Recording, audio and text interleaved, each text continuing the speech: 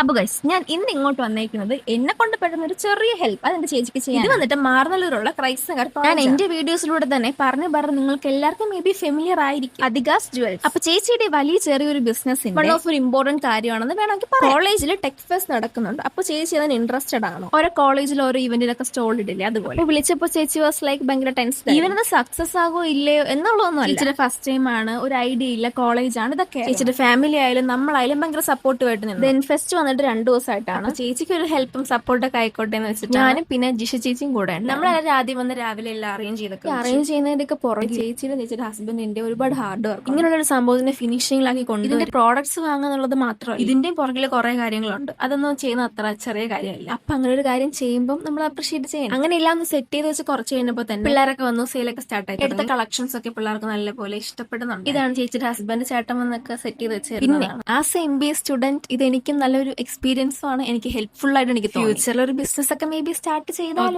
Anyway ഉച്ചയായപ്പോഴത്തേക്ക് എന്റെ അച്ഛനമ്മ ഒരു ഫുഡ് കൂടെ കൊണ്ടുവന്നത്. പിന്നെ ഞാൻ നോട്ട് ചെയ്ത വേറൊരു കാര്യം, മെജോറിറ്റി ഗേൾസ് ആണ് ബട്ട് ബോയ്സും വാങ്ങുന്നുണ്ട്. പിന്നെ നിശ്ചയം വന്നപ്പോഴത്തേക്ക് ഒരു ബുക്കും കൊടുത്ത് അവൾ അവിടെ ഈ സെയിൽ ആവുന്ന പ്രോഡക്ട്സിന്റെ റേറ്റ് ഒക്കെ എഴുതാം. പിന്നെ അവിടെ തന്നെ സ്റ്റുഡൻസ് നടത്തുന്ന കുറച്ച് സ്റ്റോളും ടൈം കിട്ടിയ പോലെ ഞാൻ അങ്ങോട്ടൊക്കെ പോയി നോക്കിയിട്ട്. പിന്നെ സ്റ്റേജ് പ്രോഗ്രാംസ് ഉണ്ടായിരുന്നു. സെക്കൻഡ് ഡേ ആണ് കുറച്ചും കൂടെ സ്റ്റേജ് പ്രോഗ്രാംസ് ഉണ്ട്. അപ്പൊ സെക്കൻഡ് ഡേ ഉള്ളത് ഞാൻ ഉടനെ അപ്ലോഡ് ചെയ്യും. ഈവനിങ് ആയപ്പോൾ നമ്മളും എല്ലാം അടച്ചുപൂട്ടി പോയി. അപ്പോൾ ബൈ ബൈ.